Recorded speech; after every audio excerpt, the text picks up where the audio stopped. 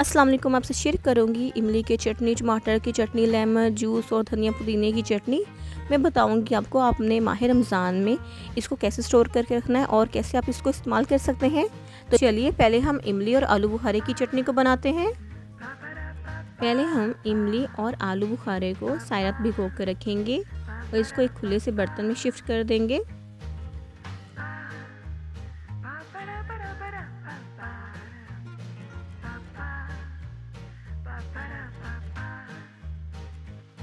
हम तकरीबन 2 गिलास पानी ऐड करेंगे। अब हम इसे तकरीबन 15 मिनट के लिए पकाएंगे। तो जी ये देखिए 15 मिनट हो गए हैं। अब हम इसे छान लेंगे। इस तरीके से छानेंगे कि इसके तमाम बीज जो है वो अलग हो जाए। जो इमली और आलू बुखारे का पानी वैसे नीचे आता रहेगा। अभी ये बहुत गर्म है, इसको हाथ नहीं लगाना, एक चम्मच की मदद से इसको प्रेस करते जाना है ताकि इसका जितना भी पानी हो नीचे बर्तन में चला जाए।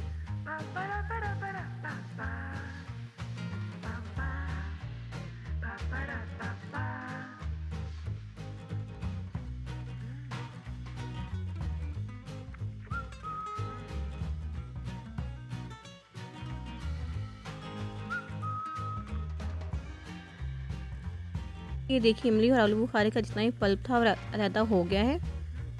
देखिए अब इसका पानी अलहदा हो गया है।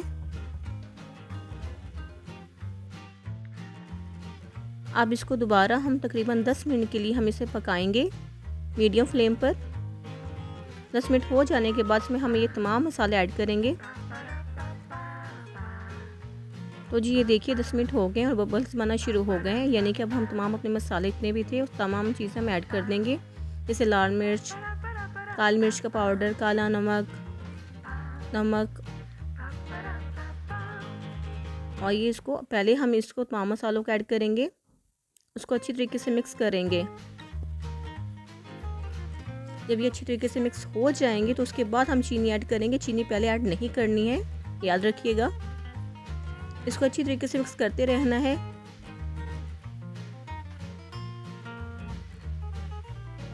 चीनी ऐड करने के बाद हम इसे तकरीबन मज़ीद 10 मिनट तक पकाएंगे।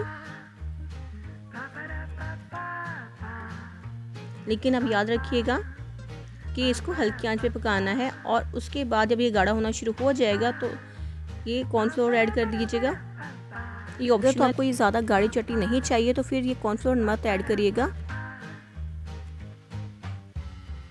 इस तरीके से चम्मच हिलाते हैं और साइड से भी उतारते रहें। तो ये देखिए जी गाढ़ी सी इमली और आलू बुखारे की चटनी रेडी है। आप फ्लेम ऑफ कर देंगे। उसके बाद ही मैंने तिल ऐड कर दिए थे, ये ऑप्शनल है, अगर आपको पसंद है तो डाल लीजिएगा। बहुत से लोग तो मग्स ऐड करते हैं, लेकिन मुझे तो तिल पसंद है, ये वाइट तिल, तो मैंने यही ऐड कर दिए थे। तो ये देखिए मज़ेदार इमली और आलू बुखारे की चटनी रेडी है। अब हम इसे पूरे रमज़ान के लिए स्टोर करके रख सकते हैं। चटनी को फ्रीज़र में रखिएगा, फ्रिज में ना रखिएगा वरना ख़राब हो जाएगी। इस तरीके से हम इसको स्टोर करके रख देंगे और पूरे माह रमज़ान इसे इस्तेमाल करेंगे। अब जो बारी आती है टमाटर की चटनी की, तो ये देखिए मैंने लाल लाल से खूबसूरत से टमाटर लिए हैं। पहले हम पानी को अच्छी तरीके से गर्म कर लेंगे और इसमें तमाम टमाटर ऐड कर देंगे और उसके बाद फ्लेम ऑफ कर देंगे। इस तरह करने से तमाम छिलके इजीली उतर जाएंगे टमाटर के। ये देखिए इजीली इसके छिलके उतर रहे हैं। एक एक करके हम तमाम टमाटर के छिलके को उतार लेंगे।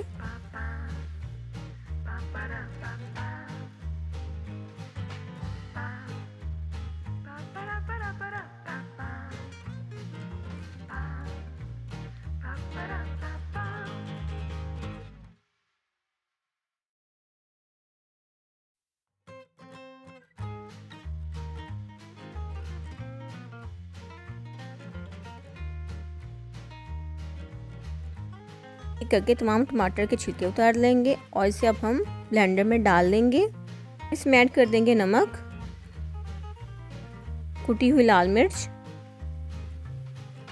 और फिर ज़ीरा डाल देंगे। इसे ब्लेंड कर देंगे। तो ये देखिए जी ब्लेंड हो चुका है ये। वो हम इसे किसी जार में या किसी बर्तन में डालकर इसे स्टोर कर सकते हैं और इजीली पूरा रमज़ान हम इसे इस्तेमाल कर सकते हैं।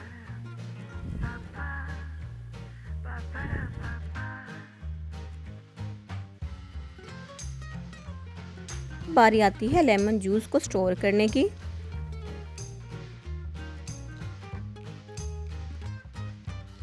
तकरीबन मैंने 8 से 9 लीमू लिए हैं और इस तरीके से मैं इसको काट लूँगी। क्योंकि मेरा ना लेमन स्क्यूज़र छोटा है तो इस तरीके से मैं साइज़ इस तरीके से काट रही हूँ।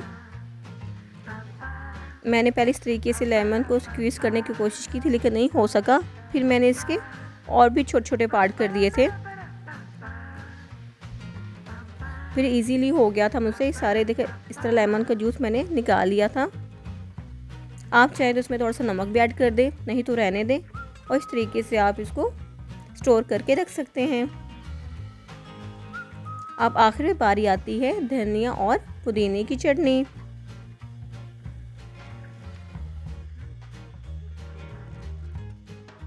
धनिया और पुदीने को हम ब्लेंडर में डालेंगे, लेकिन याद रखिएगा धनिया की मकदार ज़्यादा होनी चाहिए और पुदीने की कम, नहीं तो चटनी कड़वी बनेगी। अब हम इसमें 3 से 4 सब्ज़ मिर्ची ऐड करेंगे और नमक ऐड कर देंगे। थोड़ा सा पानी ऐड करेंगे ताकि इजीली ब्लेंड हो जाए।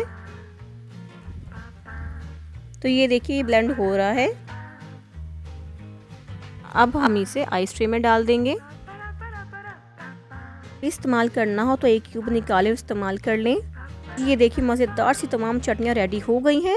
इसे इजीली पूरा रमज़ान इस्तेमाल कर सकते हैं। अगर आपको मेरी ये तमाम रेसिपीज़ पसंद आई हो तो लाइक, शेयर और सब्सक्राइब करना ना भूलिएगा।